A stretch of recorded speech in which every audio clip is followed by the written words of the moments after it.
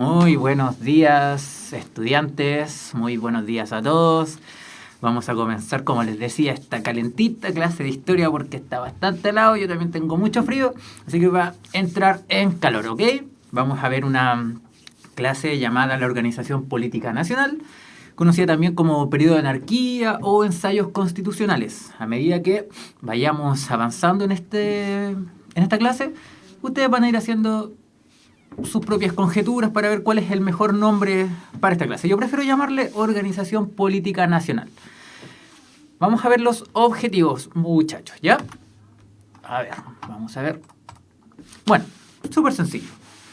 Conocer el contexto político durante los ensayos constitucionales y analizar las principales características de estas primeras constituciones. ¿Ya? Los saludo a todos, a Alejandro, a María Jesús y a María. Los saludo, ¿ya? Un abrazo para ustedes. Qué bueno que estén conectados para que comencemos, ¿ya?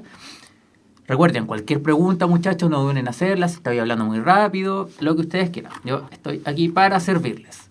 Antes de comenzar, eso sí, vamos a hacer un pequeño resumen. Vamos a repasar lo que vimos clases atrás. Muy buenos días, Cecilia. Bueno, como les decía, antes de comenzar.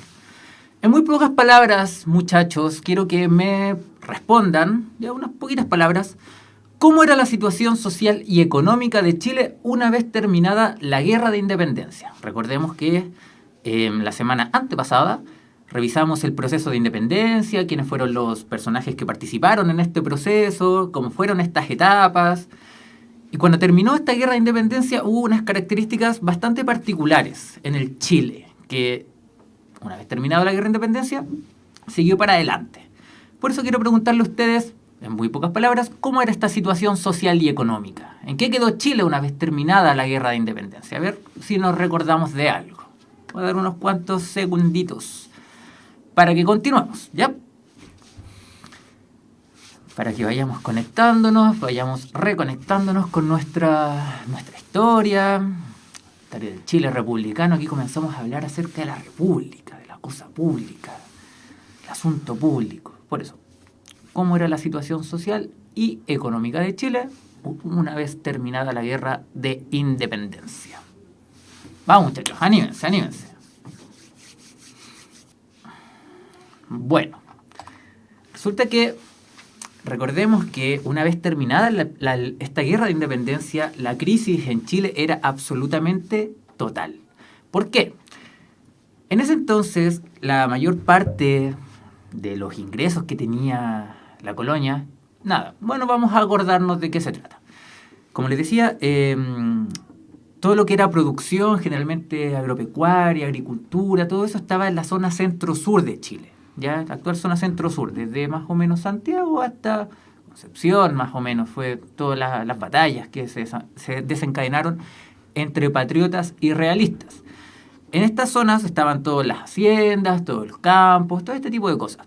Y resulta que la guerra obviamente trae destrucción.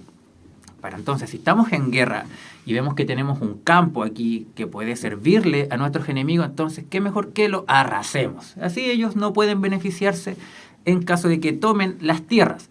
Misma idea tenían los realistas. Si ven que los patriotas van avanzando a donde están nuestros campos, mejor les quemamos todo y así ellos no pueden gozar de nada si es que nos ganan. ¿Ya? Por eso, todo el centro-sur de Chile estaba prácticamente destruido. ¿Ya? Por lo tanto, si no tenemos para hacer dinero, la crisis viene una crisis económica tremendamente terrible. ¿Ya? Nuestros bolsillos se están afectando y es por eso que los grupos sociales... Hola, soy de la Florida. Un gusto, María. ¿Ya?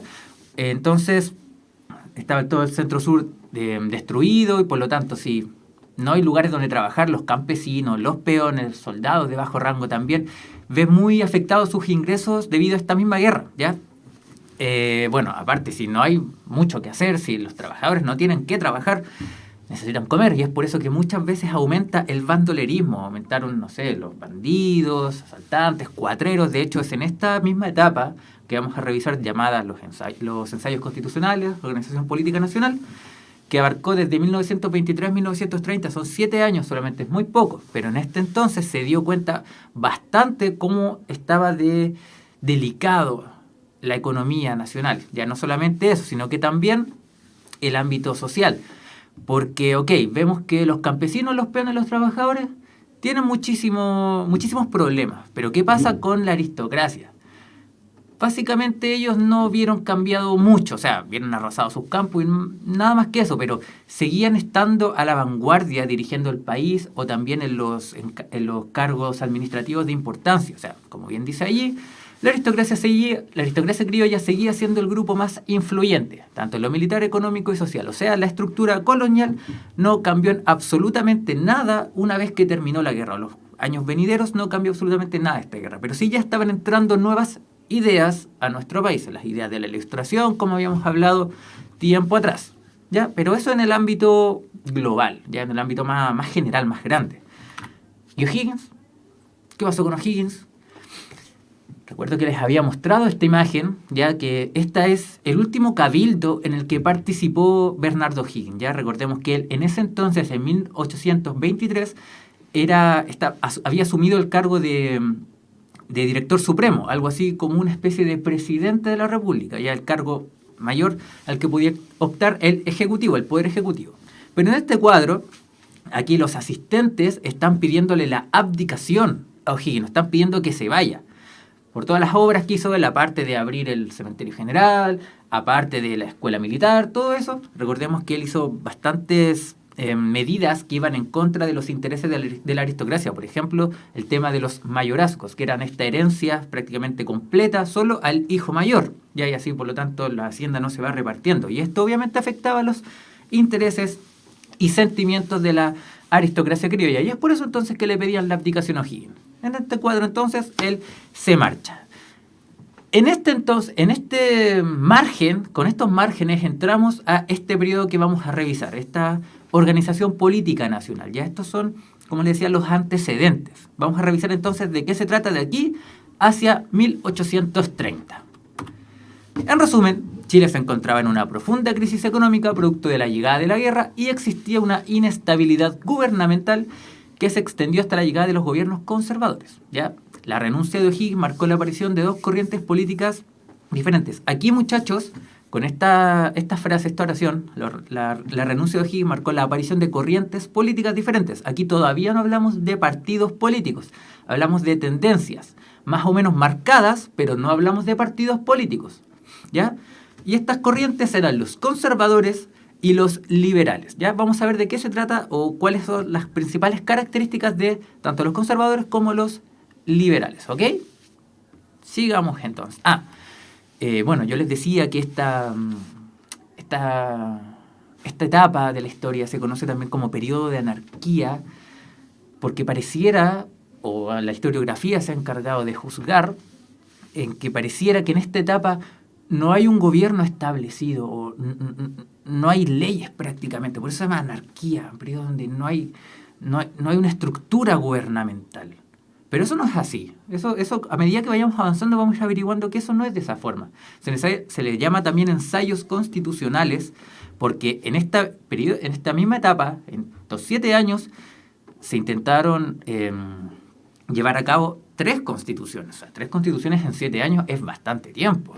Por eso se llama esa etapa de ensayos constitucionales. Vamos a ver entonces de qué se tratan estas características de los conservadores y los liberales. ¿Ya? Bueno, primero, los conservadores. Resulta que los conservadores agrupaban a varios miembros. Entre ellos, los más importantes eran estos que estaban acá, de nombres o llamados comúnmente pelucones. ¿Por qué pelucones? A ver, ¿qué es la palabra pelucones? ¿A alguien se le ocurre por qué la palabra pelucón? Bueno, sin leer la última frase que está en la diapositiva. Pelucones. O sea, ¿por qué? ¿Qué tiene que ver la peluca? ¿Qué tiene que ver una peluca? Resulta que los pelucones, muchachos, son quienes estaban más a favor, por así llamarlo, de lo que son las tradiciones, ya de los más conservadores. Por eso se le llama pelucón. Porque, como bien dice esta frase, se les dio aquel nombre porque sus miembros habían sido los últimos en usar la empolvada peluca colonial. O sea, colonia desde hace bastantes años atrás. Recordemos que la colonia empezó ya una vez se descubrió Chile, se descubrió América prácticamente, y comienza ahí recién la colonia, o sea, prácticamente unos 300 años más o menos. Bueno, todos estos conservadores se les llamaba popularmente como pelucones, ya de forma despectiva también, porque eran antiguos, arraigados en el pasado, de eso se trataba este tema de la tradición, de los conservadores. Rancia aristocracia también se le llamaba. Por cierto, la palabra rancia, muchachos, viene de, precisamente, antiguo. Y no necesariamente algo malo, ¿ya? Por ejemplo, me comí un pan que estaba rancio. Bueno, estaba viejo. A eso se refiere con rancio, muchachos. No que estaba necesariamente malo, solo que estaba viejo. Bueno, resulta que los pelucones, muchachos, estaban conformados mayoritariamente por los terratenientes de la aristocracia criolla, quienes todos tenían estas haciendas ya, que tenían una familia bastante arraigada, pasaba un apellido importante. Generalmente también estos pelucones eran, como les decía, los más tradicionalistas, los que estaban más arraigados y más apegados a la iglesia. Como bien dice ahí, propiciando el mantenimiento de instituciones de carácter aristocrático. O sea que, por supuesto, si vamos a llevar el gobierno mediante las características conservadoras, obviamente los que tienen que estar a la cabeza van a tener que ser obligadamente estos aristócratas. Ya, o sea, no tenemos espacio para más. Ellos son entonces los más intachables, se supone. Ideal, un gobierno paternal, blando, conciliador, honrado y sensato, enemigo de cambios y novedades, ejercido por medio de juntas y congresos dirigidos por ellos. O sea, de eso se trata este tema de los conservadores. Siempre ellos tienen que estar a la vanguardia, siempre ellos tienen que estar dirigiendo, pero siempre desde un lado más o menos paternal, enseñando. Ese es el ideal del gobierno peluco. Por eso se trata un gobierno paternal, ¿ya? O sea, ellos están a la cabeza, por lo tanto, para ayudar y enseñar a lo que está recién naciendo esta república. Estos eran uno de los miembros de estas corrientes conservadoras. Tenemos bastantes más. Aparte de los pelucones, tenemos a los estanqueros. Resulta que la palabra estanquero fue un grupo conformado principalmente por esta persona que está aquí arriba, ya, el de aquí arriba. Se llama Don Diego Portales. En ese entonces, la palabra estanco es sinónimo de monopolio. Resulta que cuando llegó... o mejor dicho, cuando abdicó Bernardo Higgins, muchachos, obviamente tenía que venir alguien a la cabeza. Y quien asumió el mandato en ese entonces era Ramón Freire. Vamos a averiguar más rato quién fue Ramón Freire.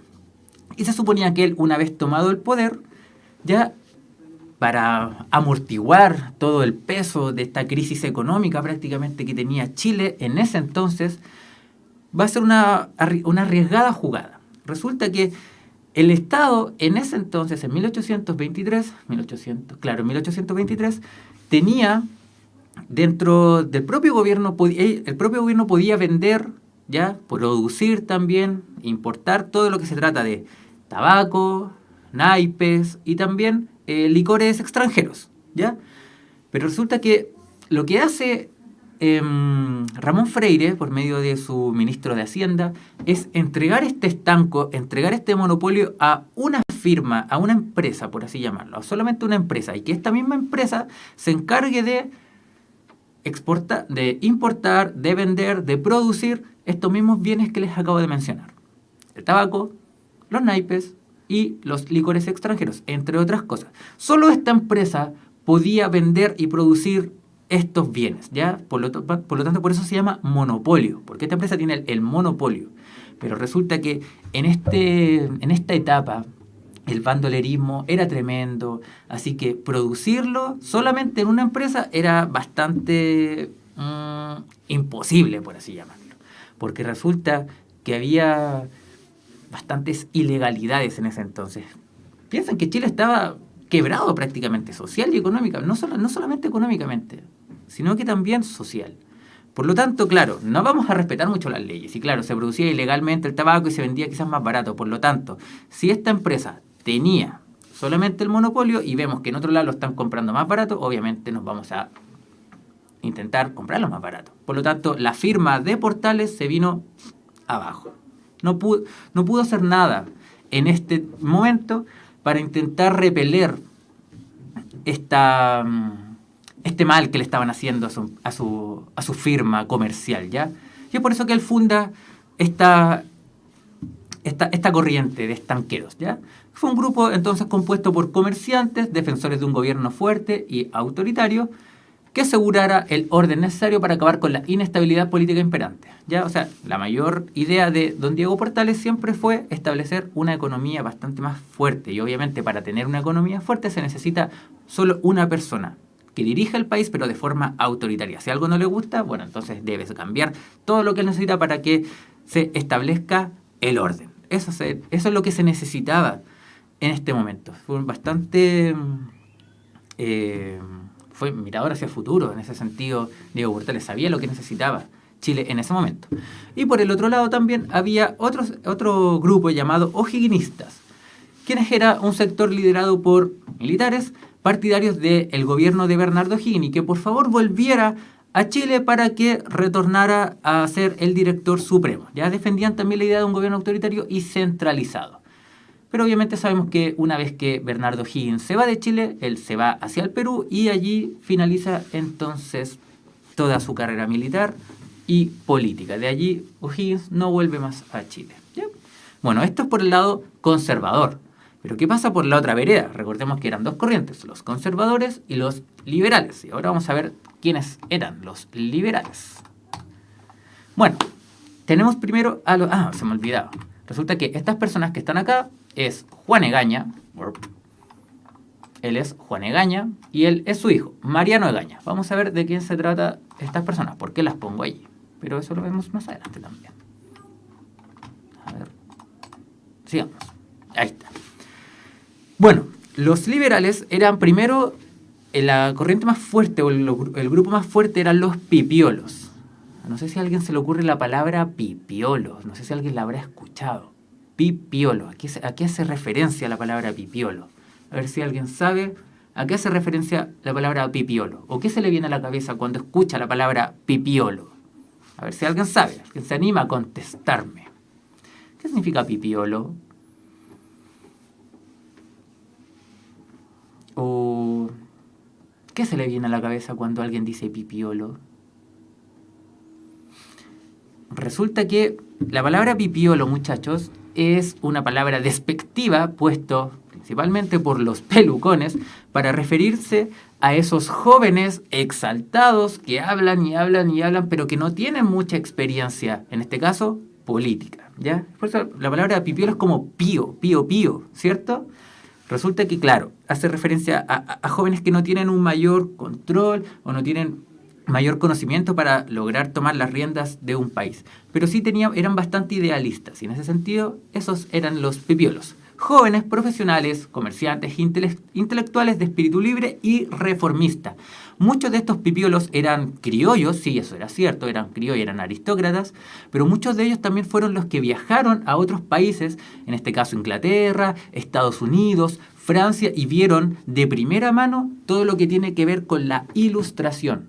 Recordemos que la ilustración, muchachos, era todo este tema que tenía que ver con la igualdad, ya como por así llamarlo, es lo primero que te tiene que ofrecer el Estado, por ejemplo, la igualdad de derechos, por ejemplo. De eso se trata ilustración, ¿ya?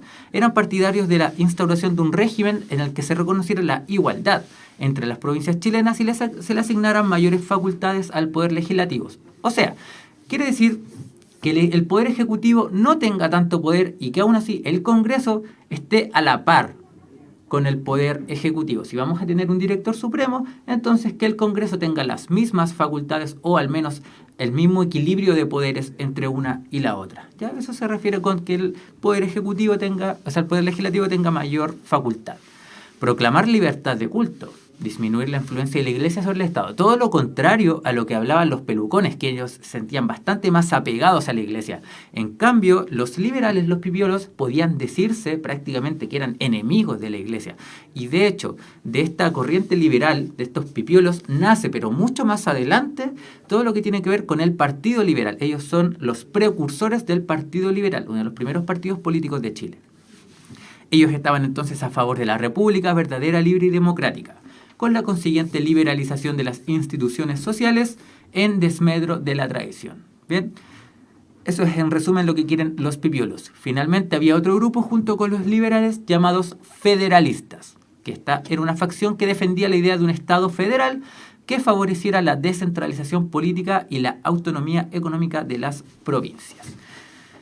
Resulta que el grupo federalista lo que quería era que no hubiese un Estado centralizado, sino que todas las provincias, ya actualmente tenemos bastantes provincias, pero en ese entonces ellos querían tener 8 provincias y que cada una de estas provincias tuviese muchísima autonomía en la toma de decisiones. Si ellos quieren que algo sea para esta provincia, ellos nomás lo van a decidir. Las otras provincias o el gobierno centralizado no se va a interponer en eso. Por eso también necesitan mayor mayor autonomía económica, perdón. Su principal líder fue la persona que está aquí al lado mío. Hablo de José Miguel Infante. Esas al menos eran las corrientes políticas, por así llamar, todo lo que tiene que ver con el ámbito político hasta 1823, ya una vez, como sabemos, que Bernardo O'Higgins dejó el poder. ¿Ya? Bueno, él es entonces don Ramón Freire, general también. Y una vez que Bernardo O'Higgins abdicó, él fue quien tomó el gobierno. Su principal obra fue que Ramón Freire fue el encargado de liberar Chiloé. Cuando ocurrió la última batalla para la independencia, ya en Santiago, en Maipú, como sabemos, el 5 de abril de 1818, si no me falla, todavía existían bastiones españoles en Chile, principalmente en el sur, y estos se encontraban principalmente también en Chiloé. Y él entonces se encargó de las campañas para sacar entonces a los españoles finalmente de Chile, y así que ya Chile no quede ningún bastión español. Y él entonces se encarga de eso, en la batalla de Bellavista y Pudeto. Y una vez que se retiran los españoles de Chile, se firma el Tratado de Tantauco. O sea, hace la abolición de la esclavitud finalmente, se cede el estanco del tabaco a la Compañía Comercial de Portales Licea, que habíamos comentado antes, y en el gobierno de Ramón Freire se hace la constitución de 1823, que la vamos a revisar rápidamente. Resulta que nuevamente tenemos aquí, voy a cambiar de acá para que todos puedan ver. Ahí sí. La diseña prácticamente Juan Egaña, la firma su hijo Mariano Egaña, que en ese momento era ministro de Ramón Freire. ¿Cuáles eran sus principales características? Un Estado unitario, ya solo un Estado, en que el Poder Ejecutivo es representado por un director supremo elegido por votación popular para un mandato de 4 años con posibilidad de reelección. O sea, si una persona quiere optar, obviamente, a ser director supremo, necesita la mayoría de los votos para hacerlo, por eso es votación popular. Y además tiene 4 años para gobernar, siendo elegido quizás en la oportunidad por 4 años más. Ojo que eso de votación popular, muchachos, tiene su qué. Porque obviamente el sufragio, como bien dice aquí, es censitario. Aquí no todas las personas pueden votar. Eso creo que los habíamos mencionado en la primera clase que tuvimos.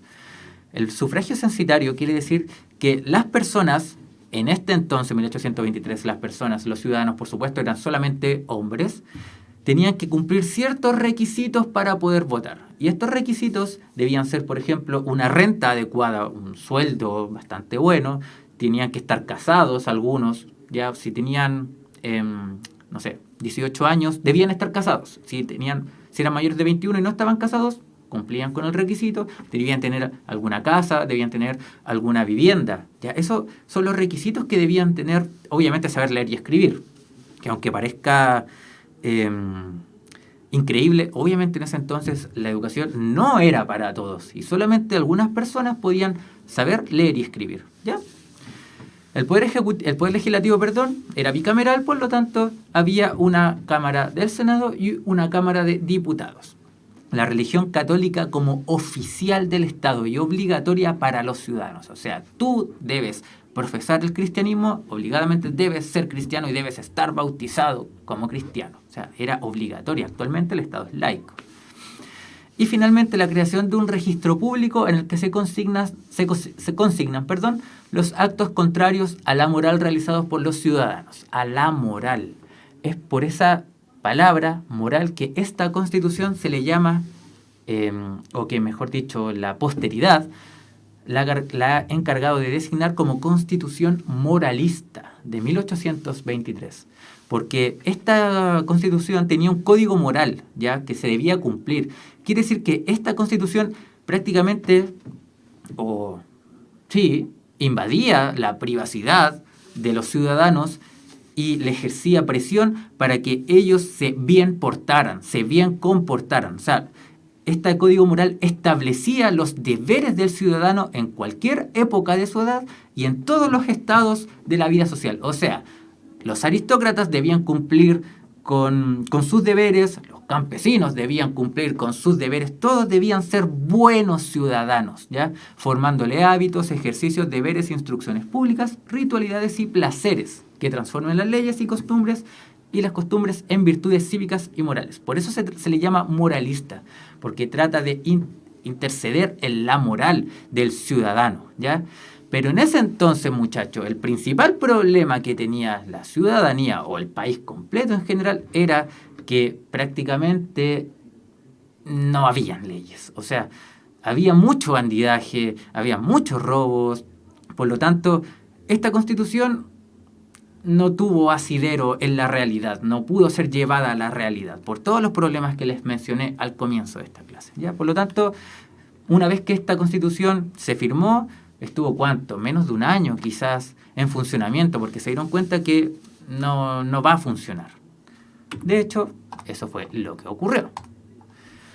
Constitución moralista, entonces, tenía un articulado muy engorroso, era muy complicada llevarla a cabo, era imposible de llevarla a cabo, como acabo de decir, y además se dieron cuenta las demás provincias, una vez ya independiente Chile, que querían mayor participación, no tenían mayor participación en la Cámara de Diputados, en la Cámara de Representantes del Congreso.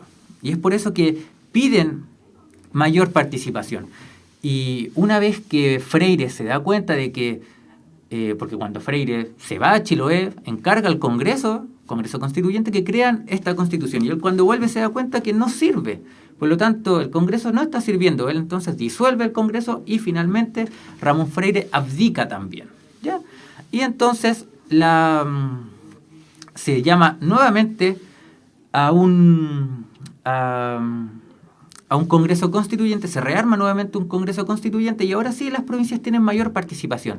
Y es aquí entonces cuando el cargo de director supremo desaparece para anunciar un nuevo cargo llamado Presidente de la República. De hecho, la persona que está aquí, él es el primer presidente de Chile, don Manuel Blanco Encalada, aunque estuvo solamente 3 meses en el cargo. Resulta entonces que tenemos a un nuevo mandatario. Ojo que la palabra mandatario, muchachos, proviene de mandato o encargo. Este mandato es algo que el pueblo, por así llamarlo, la ciudadanía, le encarga a este presidente, que él se encargue de este mandato. No que un presidente tenga mando, ya de eso no tiene nada que ver una cosa con la otra. Un presidente entonces, él preside este mandato, ¿ok? Y entonces la primera persona que tiene este mandato, no hay problema, voy un poquitito más lento. Este presidente entonces, Manuel Blanco Encalada, es el primero quien lleva este cargo. Y entonces, como les decía, este Congreso Constituyente que se rearma nuevamente,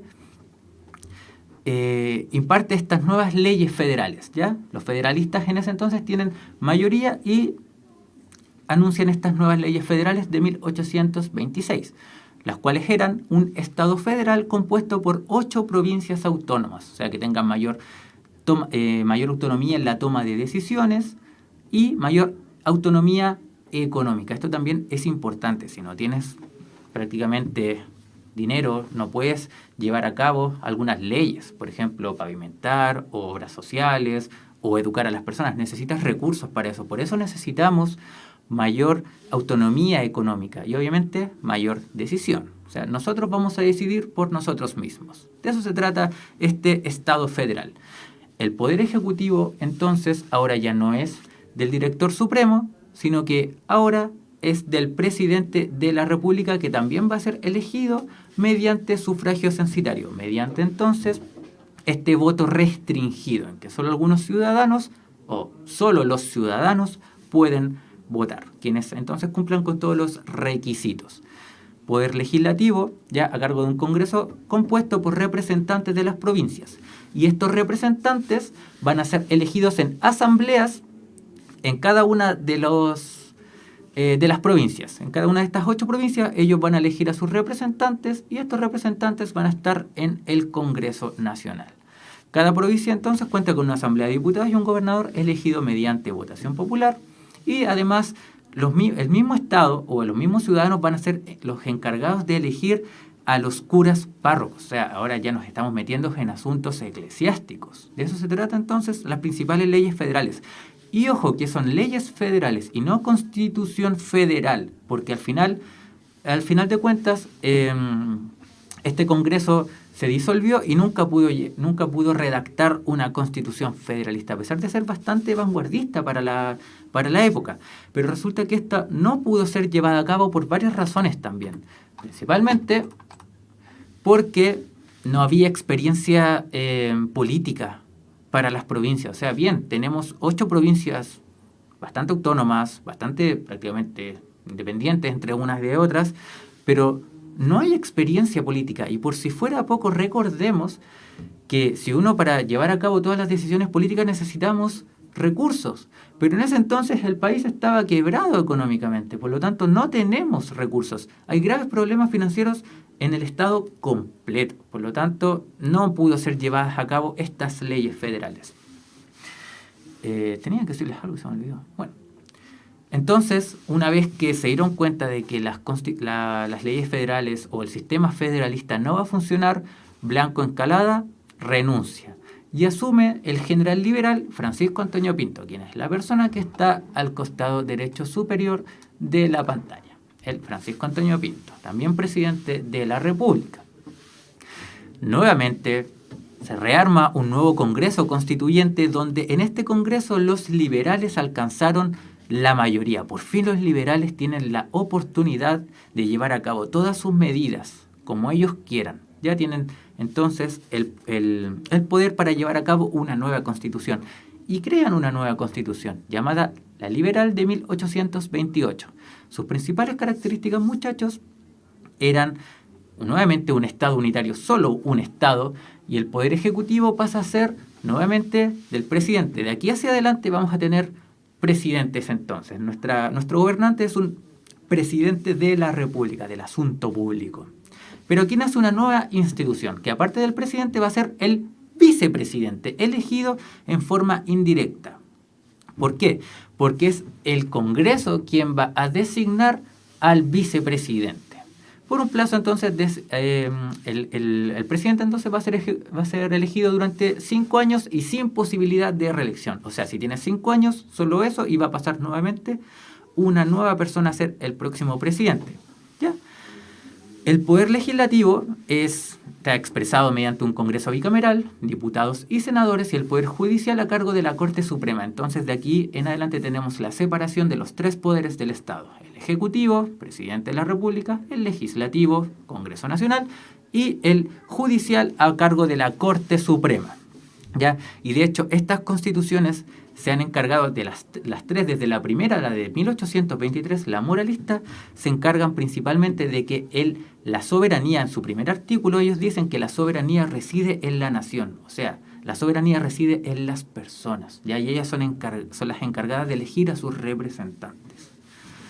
La religión sigue siendo la católica como oficial del Estado, pero aquí tenemos una diferencia sustancial con la primera constitución moralista, en que a pesar de ser la religión católica oficial, esta tiene la facultad de ser tolerante, ¿ya? O sea, tú puedes ser muy religioso, puedes ser católico, pero tienes que tolerar a otra persona que quiere ser budista, tienes otra persona que quiere ser, no sé, ortodoxo, una persona que qué sé yo. Todas las religiones entonces eran toleradas gracias a esta constitución, y podían ejercerlas entonces en sus casas, por ejemplo. Por eso consigna mayor libertad individual esta constitución liberal de 1828. Pero resulta que aún así hubo muchísimos problemas. Y esta constitución liberal trajo un problema bastante grave. O sea, gracias a que los liberales alcanzaron el poder, tuvieron muchos conflictos con los conservadores, a tal punto de que hubo guerra, hubo batalla, hubo muerte, hubo soldados muertos, hubo una guerra civil prácticamente. Y esa la vamos a revisar ahora. A ver, porque resulta que el apogeo del liberalismo, muchachos, llevó una disputa política, como sabemos, entre conservadores y liberales, que alcanzó la máxima tensión en las elecciones presidenciales de 1828. La Constitución, redactada por los liberales en el 28, asumía que el siguiente año, 29, había una elección presidencial. En ese entonces el presidente, recordemos que era Francisco Antonio Pinto, y él fue elegido entonces presidente por los siguientes 5 años. ¿Ya? Hasta allí no encontramos nada raro. El problema fue que una vez que este liberal alcanzó el poder, él fue entonces la primera mayoría. La segunda y tercera mayoría fueron conservadores. Respectivamente fueron Francisco Ruiz Tagle y José Joaquín Prieto, segunda y tercera mayoría. Lo que dice, lógicamente, que debería ser el vicepresidente Francisco Ruiz Tagle, porque fue la segunda mayoría. Pero resulta que el Congreso, que recordemos era de mayoría liberal, eligió a la cuarta mayoría, que era el liberal Joaquín Vicuña. Obviamente esto trajo muchísimos problemas, trajo muchísimos roces entre los conservadores y los liberales, porque obviamente esto es ilegal. O sea, te están diciendo esto en la Constitución, que la segunda mayoría debía ser prácticamente el vicepresidente, pero al final fue la cuarta mayoría. Eso no corresponde, y es por eso que comienzan a rebelarse los opositores conservadores. Resulta que renunció Pinto, porque no fue capaz de llevar a cabo todo esto, y asumió la presidencia Francisco Ramón Vicuña. Francisco Ramón Vicuña en ese entonces era el presidente del Congreso, ¿ya? Quien se encargó de llevar a cabo la Constitución Liberal de 1828. Y resulta entonces que gracias a esto mismo se rebeló el Ejército del Sur comandado por José Joaquín Prieto. Por si fuera poco, eso ocurrió desde Concepción, ellos avanzaban hacia el norte. Por el sur, o sea, por el norte en cambio, o desde Santiago mejor dicho, don Diego Portales fue quien organizó todos los levantamientos en contra de los liberales. O sea, tenemos a los conservadores desde el norte, desde el sur y desde el norte, tratando de tomarse el poder. Ya comienza entonces, lamentablemente, una guerra civil en 1829, ya que se prolongó hasta 1830. Hubo, por supuesto, que los liberales no iban a dejar pasar todo esto, y ellos organizan a su propio ejército, ya a cargo de Francisco de la Lastra, quien se iba a encontrar junto a Prieto, y obviamente hubo una batalla, la de Ochagavía, que fue el 14 de diciembre de 1829.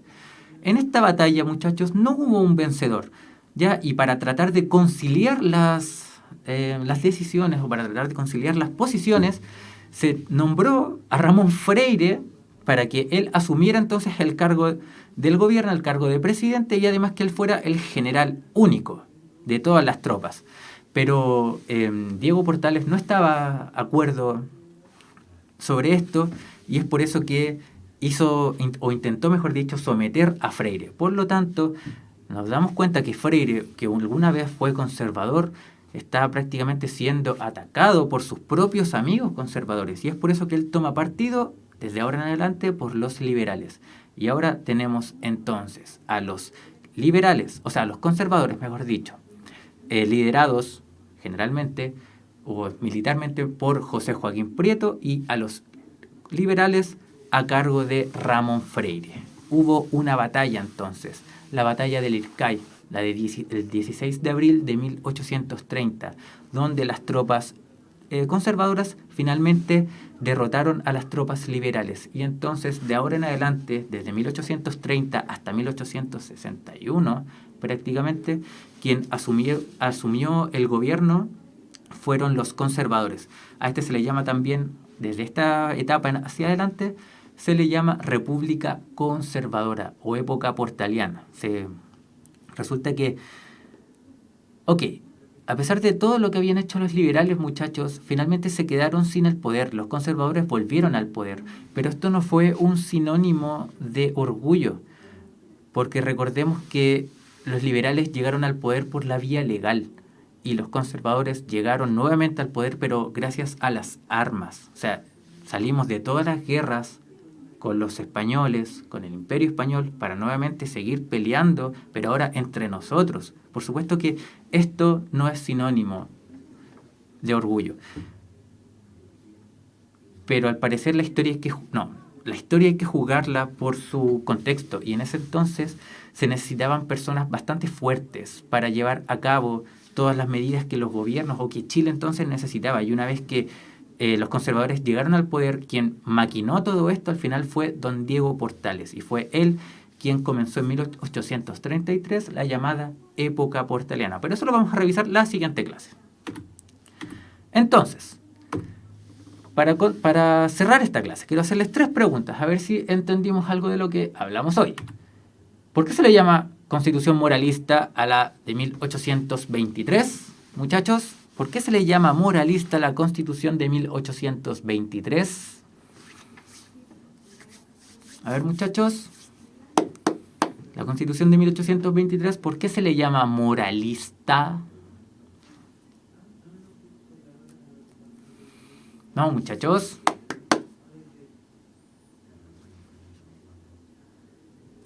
¿Por qué se le llama moralista a la Constitución de 1823?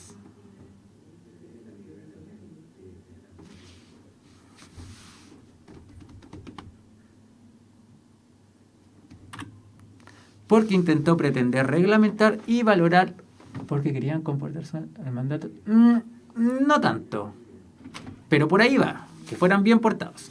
O sea, en otras palabras, como bien dice Alejandro, querían que prácticamente las personas se comportaran. O sea, esta Constitución lo que quería era pretender, bien, entonces, como dice, pretender reglamentar y valorar el comportamiento público, incluso privado, proponiendo entonces un código moral. O sea, en palabras simples, como bien dice Alejandro, es, por favor, pórtense bien, ¿ya? Que sigan las medidas otorgadas por las leyes.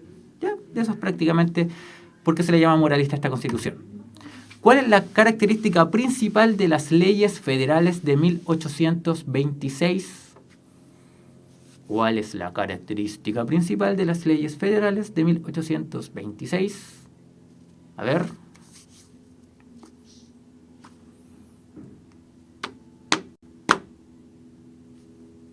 ¿Cuál es la principal característica de las leyes federales de 1826?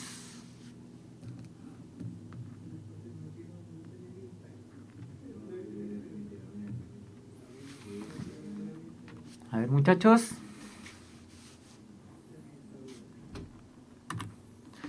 En dividir el territorio nacional en 8 provincias, que ahora son Coquimbo, Concagua, Santiago, Colchagua, Maule, Concepción, Valdivia y Chiloé, entregándoles variada autonomía y además un gobierno, por supuesto, centralizado. Finalmente, en el ámbito religioso, ¿en qué se diferencia la Constitución de 1823 con la de 1828?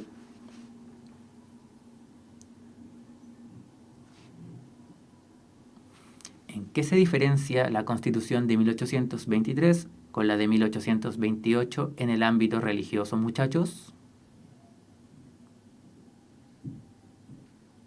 Vamos, muchachos. Vamos, muchachos. Yo sé que ustedes saben, sé que ustedes pueden.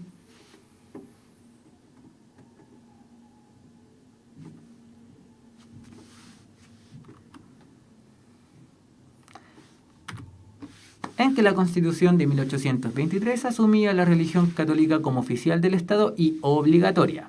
Por otra parte, la del 28 también la asume como oficial, sin embargo consigna exactamente, se aceptaban las otras religiones, se toleraban entonces las otras religiones. Perfecto, Alejandro. Muy bien, muchas gracias por la participación.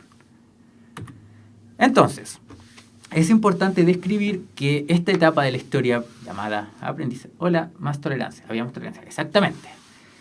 La historia de esta etapa entonces llamada aprendizaje político, o sea, más que anarquía, aquí nosotros tratamos de ver los esfuerzos para apropiarnos para nosotros el concepto de república y el aprecio por las leyes. Aunque parezca curioso, en ese entonces la palabra república recién, o el concepto de república recién se estaba aprendiendo no solo en Chile, sino que en todo el mundo, ¿ya? Son estos entonces los cimientos para lo que es la soberanía nacional. Finalmente, la aristocracia criolla, sobre todo en su corriente conservadora, fue un agente permanente, protagonista en la toma de decisiones en los primeros años de la República. Y a pesar de la guerra civil del 29 hasta el 30 y la búsqueda de mayores libertades, el contexto político de Chile necesitaba una figura autoritaria y de orden. Y sobre esta figura de orden y autoritaria vamos a ver la próxima semana en la clase llamada La República Conservadora. Espero que le hayan sacado provecho a esta clase, muchachos, que hayan aprendido acerca de estos 7 años de organización política nacional. Nos vemos entonces la próxima semana y que les vaya muy bien. Adiós.